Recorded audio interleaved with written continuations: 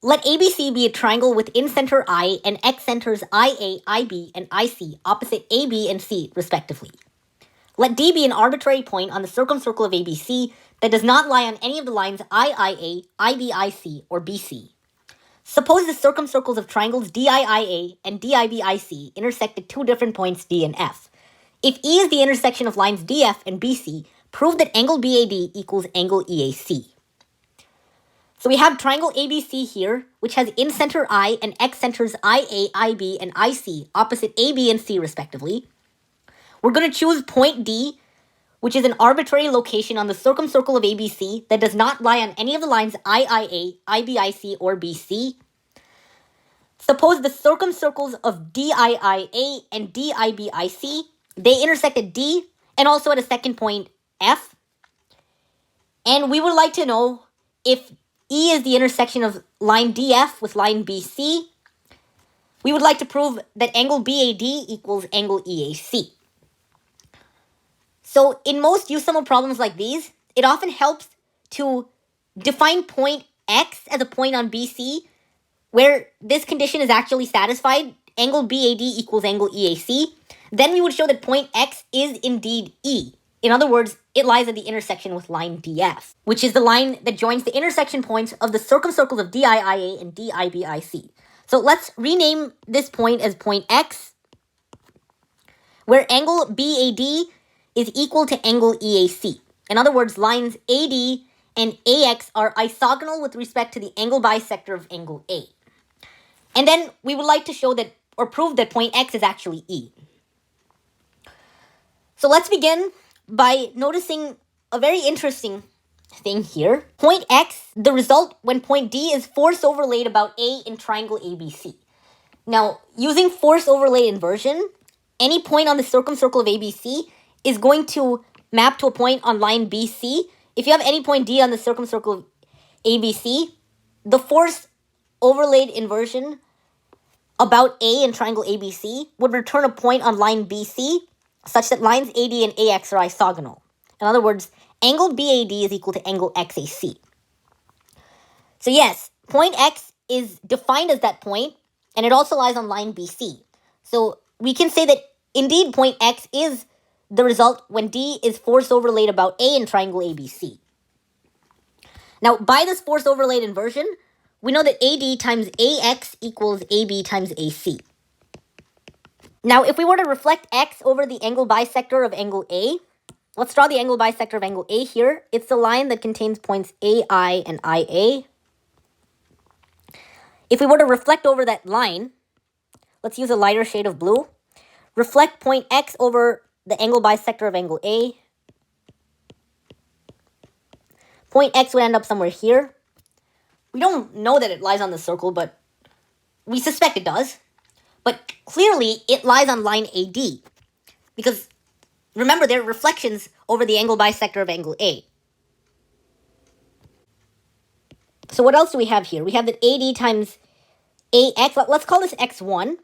AD times AX1 is equal to AD times AX. Reflecting over a line through A doesn't change the distance from A to X. It's still the same thing. AD times AX, which we know is AB times AC.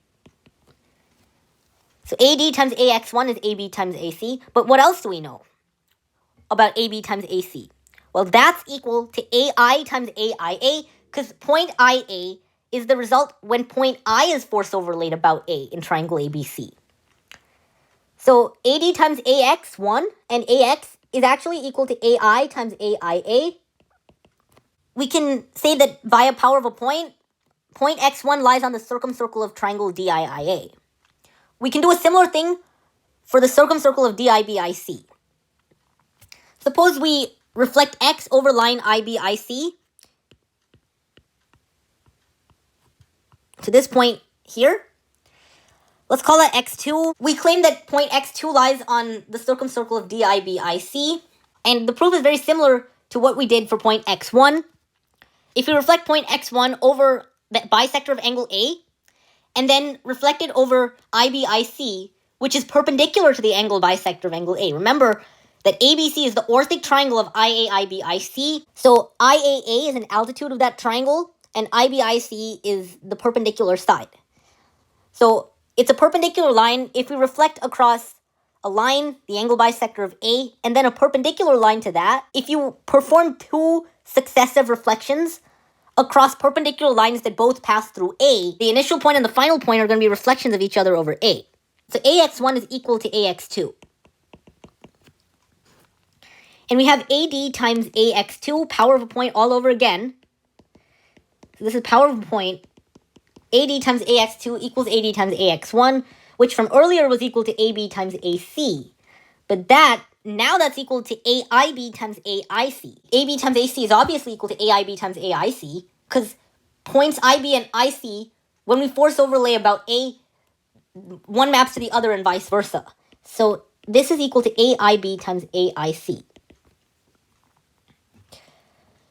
So X2, it does indeed lie on the circumcircle of DIBIC, with X1 on the circumcircle of DIIA. Now, let's go back and ask ourselves the question, what we really want to prove is that point X lies at the intersection of lines DF with BC. Well, we already know that it lies on BC. We define it as a point on BC, such that angle BAD equals angle XAC. But why does such a point lie on line DF? Well, that's what we want to prove. In other words, we want to prove that X lies on the radical axis of the circumcircle of DIIA and DIBIC. So X has equal power, if you will, with respect to both circles. And in power of a point terms, we have that the power of point X with respect to the circumcircle of DIIA minus the power with respect to DIBIC equals 0. So this is really what we wanted to prove, that the power difference for point X between the circumcircles of DIIA and DIBIC is equal to 0. Now, let's ask ourselves the question, why did Zach Kroman give us the circumcircles of DIIA and DIBIC? What's so special about IIA and IBIC? Well, if you look at the diagram more closely, you'll see that the circles with diameters, IIA and IBIC, both pass through B and C. And this is not at all hard to prove. BICIA is cyclic with diameter IIA. Remember, that's the in-center, X-center lemma. And ABC is an orthic triangle. BIB and CIC are altitudes, which implies B and C lie on the circle with diameter IBIC. And Zach Kroman probably gave us the circles DIIA and DIBIC because the circles with those diameters pass through points B and C. So what can we do with that new piece of information that we get? And this might be especially useful because we want things that are more centered around X. Trying to prove something related to point X, which lies on line BC. So incorporating these circles might actually be useful to what we want to prove, because it gives us a more line BC-centric view of things. So what do we want to do? We can rewrite this. We can get this expression by repeatedly adding and subtracting powers with respect to those circumcircles, which have diameters IIA and IBIC respectively. X DIIA minus the power with respect to IIA. This function is going to be known as P of X.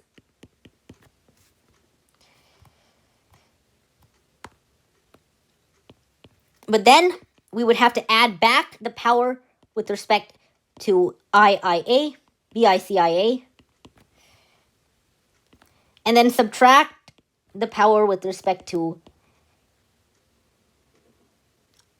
IBIC. This is going to be known as Q of X. And this final function, unsurprisingly, is going to be known as R of X.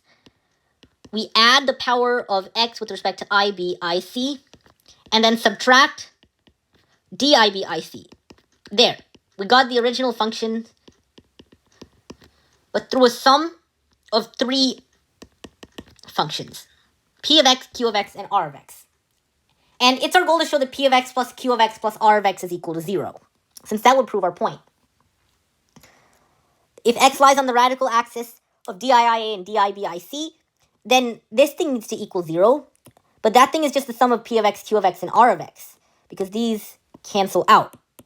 So all we need to do is prove that p of x plus q of x plus r of x is equal to 0. But if you look for a while, you'll see that q of x is equal to 0. Why? Because, as I said earlier, IIA, the circles with diameters IIA and IBIC, both pass through B and C. So if we want to do a power of x with respect to IIA minus power of x with respect to IBIC, x lies on line BC. So that's going to be equal to 0 because it lies on the radical axis of the two circles. So all we need to do really is prove that p of x plus r of x is equal to 0. Now how do we do that? Well, it turns out now is the best time to use linearity of power of a point. I have a YouTube video proving that, yes, it's from last summer. You can search it up, go back to June 27 of last year. I proved linearity, and we're going to use that here. So the power of x with respect to the circumcircle of diia minus the power with respect to iia. So what are all the points where this function is equal to 0? Well, that's just the radical axis of the two circles, which is iia. And we can use our reflected point, x and x1, to get that p of x1, they're just reflections over iia. So p of x1, p of x is equal to negative p of x1. And similarly here, we can reflect over IBIC. All points on IBIC have this difference equal to 0. So by linearity of power of a point, using x, the midpoint of x, x2, and x2, we have that the midpoint of x, x2 satisfies the difference is equal to 0. So r of the midpoint of x, x2 is equal to 0. So r of x equals negative r of x2.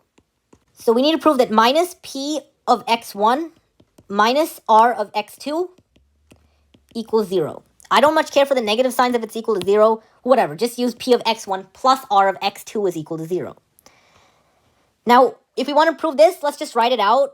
P of x1 is the power of point x1 with respect to the circumcircle of diia minus the power with respect to iia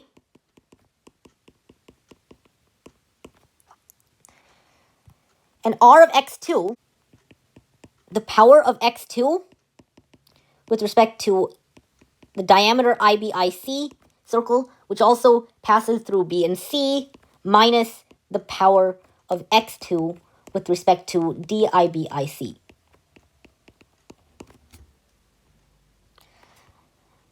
Now, two of these values are actually equal to 0 because x1 lies on the circumcircle of diia and x2 lies on the circumcircle of dibic. So their power of a point would be 0. We can just remove that.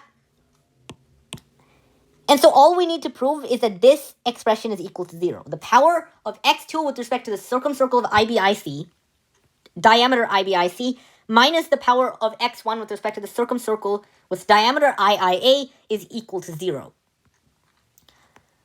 Or basically, this is equal to this. Now, how would we prove that?